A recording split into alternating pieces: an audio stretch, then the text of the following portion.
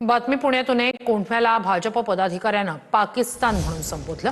कोंढवा परिसराला पाकिस्तानचं कराची म्हणून संबोधण्यात आलं। सोशल मीडियावर भाजप पदाधिकाऱ्याचा हा व्हिडिओ व्हायरल झालाय। कोंढवा पोलीस ठाण्यात या प्रकरणी गुन्हा दाखल झालाय। तर भाजप पदाधिकारी सातत्यानं कोंढव्याला बदनाम करतायत असं प्रशांत जगताप यांनी म्हटलंय। भाजप पदाधिकाऱ्यांवर कारवाई करावी अशी मागणी काँग्रेसचे नगरसेवक प्रशांत जगताप यांनी मुख्यमंत्र्यांकडे केली आहे। पुण्यातल्या कोंढव्याला पाकिस्तानचं कराची संबोधल्याप्रकरणी भाजप पदाधिकाऱ्यावर गुन्हा दाखल झालाय। कोंढवा पोलिसांनी बुधवारी सर्वेश मेहेंदळे विरोधात एफआयआर दाखल केलाय। भाजप पदाधिकाऱ्याच्या व्हिडिओमध्ये काय? व्हिडिओ कोंढव्यातील मुख्य रस्त्याजवळील रुग्णालयाच्या इमारतीवरनं चित्रित करण्यात आला।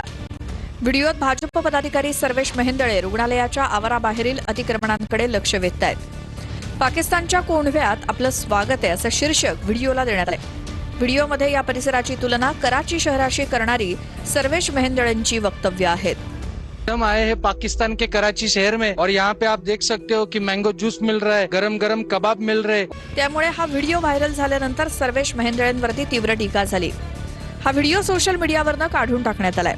दरम्यान भाजप पदाधिकारी सातत्यानं कोंढव्याला बदनाम करत असल्याची टीका प्रशांत जगताप यांनी केली।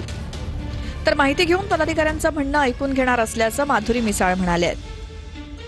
भाजपची विकृत मंडळी सातत्याने या परिसराला टार्गेट करण्याचा, बदनाम करण्याचा प्रयत्न करतात। प्रत्येक भागाला काहीतरी वेगळं महत्व असतं, पण कोंढवा परिसराचं नाव बदनाम करण्याचं काम सातत्याने भाजपची मंडळी करतात, हा आमचा थेट आरोप आहे। मागच्या 4 दिवसापूर्वी भाजपच्या एका विकृत पदाधिकाऱ्याने कोंढव्याला कराची पाकिस्तान असं प्रकारचं संबोधलं, तशा प्रकारचे रील्स तयार केले। मला असं वाटतं की याच्यावर गुन्हा दाखल करून फक्त नका थांबू नये।